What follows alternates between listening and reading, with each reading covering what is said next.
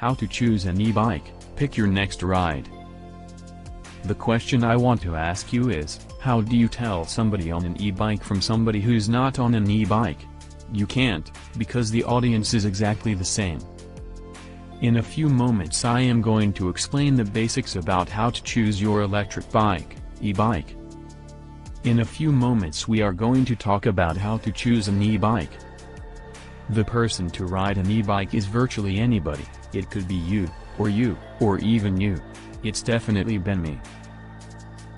There is virtually every style of bike available in the form of an e-bike, cruiser, cargo, hybrid, and even foldable.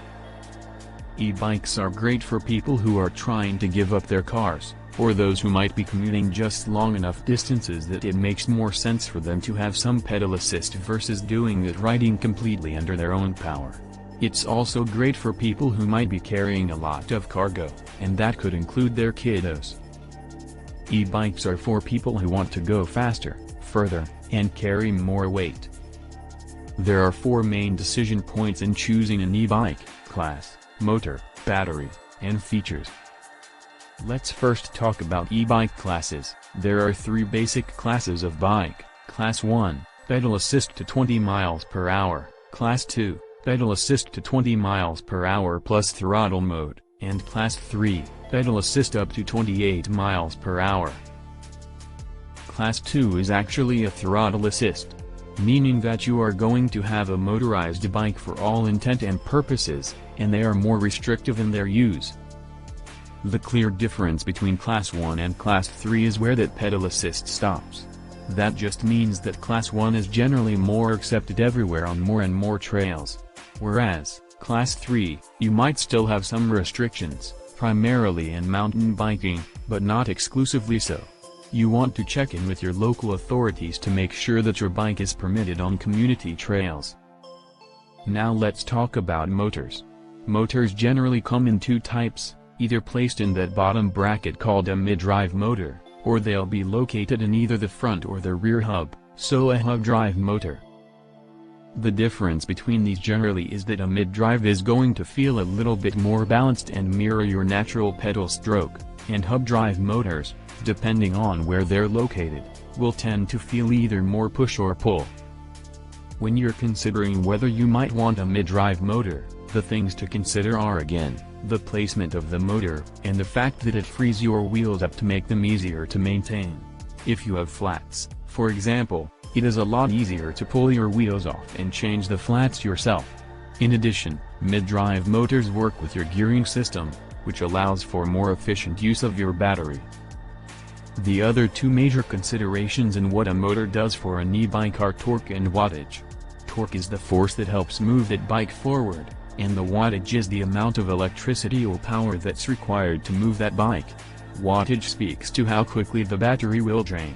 Typically an e-bike that you're going to purchase in most bike stores is either going to have 250 watts, or 500 watts, and, in some cases you might find 750 watts. Everything is a trade-off. The trade-off will be whether you want more battery life or more power.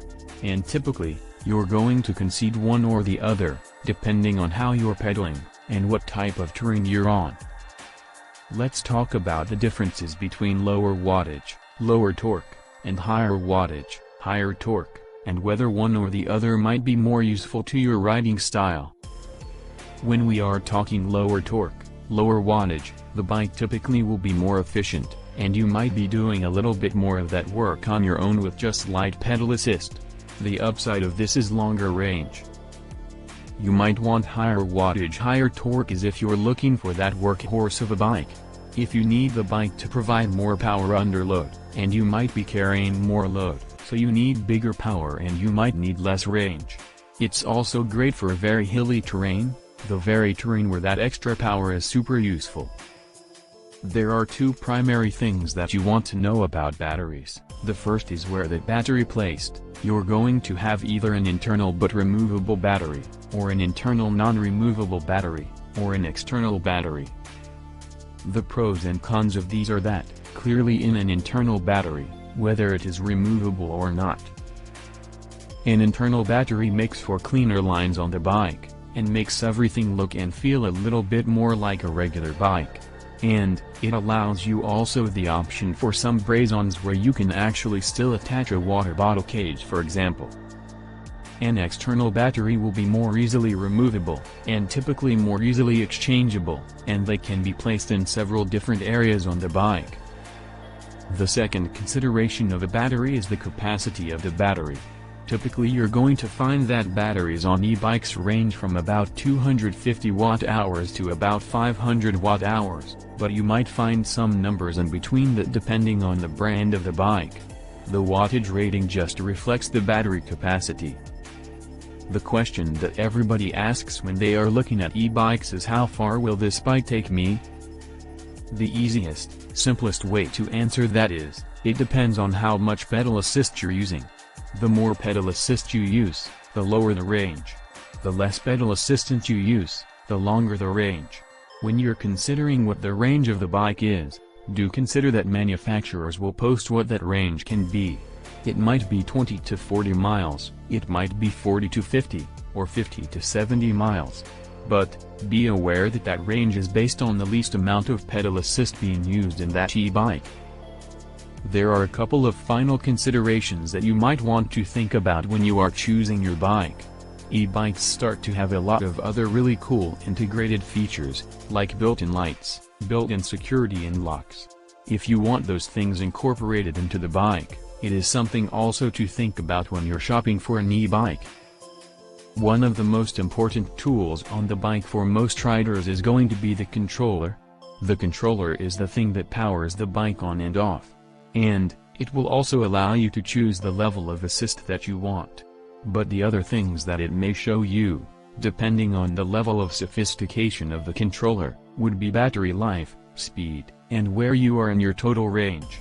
Some controllers have more information than others, so if it's important to you to have more information at your fingertips, you might want to think about that when you're choosing the e-bike. The last thing is the weight on these guys can vary quite a lot.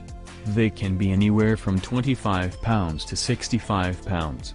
So keep in mind how you're planning on transporting the bike, and storing the bike, so that this bike will fit into your lifestyle. This should give you a lot of information to start the process for shopping for an e-bike. Click the link in the first comment to find our e-bike and accessory recommendations.